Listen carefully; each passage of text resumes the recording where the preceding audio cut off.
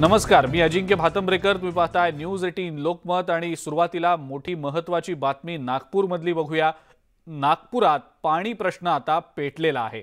काँग्रेस कार्यकर्त्यांनी वंजारी नगरमधल्या पाण्याच्या टाकीवर चढून आंदोलन केलेलं आहे।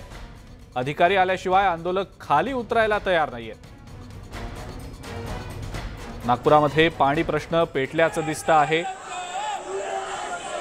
वंजारी नगरमधल्या पाण्याच्या टाकीवर काँग्रेसच्या कार्यकर्त्यांनी चढून आंदोलन केलेलं आहे। जोरदार घोषणाबाजी केलेली आहे। पाण्याच्या मुद्द्यावर काँग्रेसने आता आक्रमक भूमिका घेतल्याचं पाहायला मिळतंय।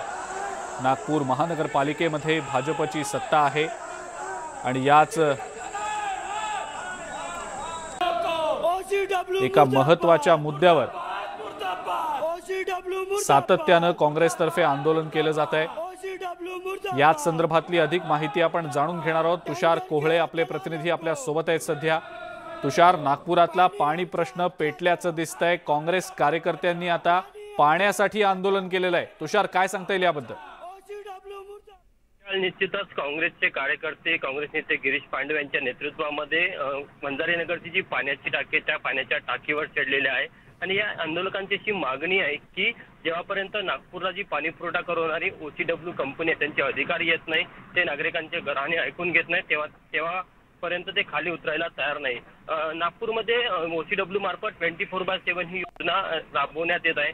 मात्र नागपूरच्या अनेक भागामध्ये काही तासासाठी पाणी मिळत आहे। त्यामुळे यांचा असा आरोप आहे की नागरिकांना जे नागपूर महानगरपालिकेच्या वतीनं किंवा भाजपच्या वतीनं सत्तेत असताना जे आश्वासन दिलं त्या आश्वासनाची पूर्तता झाली नाही। इतकंच नाही तर तो विशेष करून नागपूर शहराच्या म्हणजे नागपूर महानगरपालिकेच्या हद्दीतला परिसर आहे किंवा अनेक झोपडपट्ट्या आहे, त्या भागामध्ये काही तासच पाणी मिळतं आणि तिथे लोकांना पाण्यासाठी वणवण करावी लागते किंवा मोठा किंवा मोठ्या संकटाचा सामना करावा लागतो। त्यामुळे या भागात OCWने काम केलं नाही आणि याला पूर्णपणे OCW जबाबदार आहे। त्यामुळे जे आश्वासन दिलं होतं ते पूर्तता झाली नाही, म्हणून काँग्रेसचे कार्यकर्ते आक्रमक झालेले आहे। आपण दृश्यामध्ये देखील बघू शकतो की हे सर्व कार्यकर्ते वंजारी नगर पाण्याच्या टाकीवर चढलेले आहे आणि त्यांचं असं म्हणणं आहे की नागपूर महानगरपालिका आणि OCW यांचे अधिकारी जेव्हापर्यंत येत नाही, त्यांचं म्हणणं ऐकून घेत नाही, लेखी आम्हाला आश्वासन देत नाही, तेव्हापर्यंत आम्ही खाली उतरायला तयार नाही। त्यामुळे आता तिथे पोलीस प्रशासन देखील पोहोचलेलं आहे।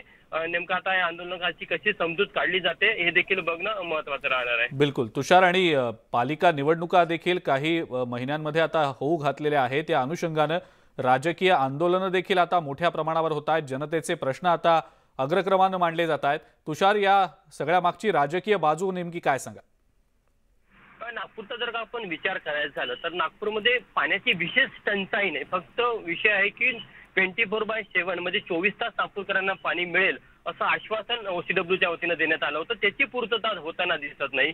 म्हणजे नागपूरच्या काही भागामध्ये सोडलं तर उर्वरित नागपूरमध्ये काही तासासाठी पाणी येते आणि आता नागपूर महानगरपालिकेच्या निवडणुका होत आहे। आपल्याला माहिती आहे की सर्वोच्च न्यायालयाने परवाच्या दिवशी सांगितलं की निवडणुकीचा कार्यक्रम जाहीर करा आणि लवकर निवडणुका घ्या। त्यामुळे आता पुढच्या 2-3 महिन्यामध्ये राज्यात कधीही स्थानिक स्वराज्य संस्थेच्या निवडणुका लागणार आहे। नागपूर महानगरपालिकेच्या त्यामध्ये निवडणुका असणार आहे। त्यामुळे अनेक जे स्थानिक नेते ज्यांना या निवडणुकीमध्ये उभं राहायचं आहे ते देखील या वेगवेगळ्या प्रश्नाच्या माध्यमातून नागरिकांना आकर्षित करण्याचा प्रयत्न करतात।